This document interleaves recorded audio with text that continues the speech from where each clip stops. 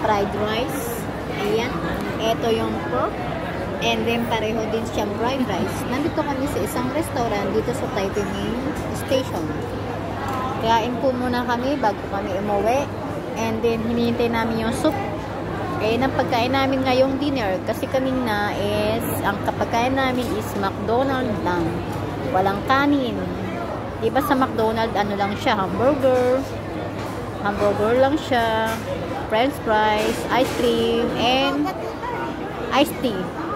Yun lang. Yun lang po. Ito po, kain po muna kayo. And then, pagkakain po namin, uuwi na po kami. Bayabayahin na po kami ng tren. Kasi po kami ngayong maghapon, naka-day off lang.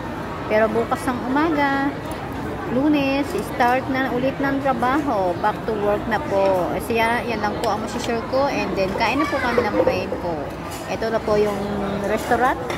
Madami po sila. Ayan, may mga tao siya, di ba? Ayan. Ayun, nasa baba, oh, daming tao. Nakikita nyo yung nasa baba na yan. Ayan, oh. Mga ano yan, mga itik. Kumbaga, Indonesia siya. Ayan, oh, tambay sila, oh. Nakikita nyo yan. Ayan ang Taipei Main. Ayan. Kita nyo yung mga itik na yan. Pagkadami. Halos mga karamihan, mga itik. Itik is Indonesia. Ayan lang.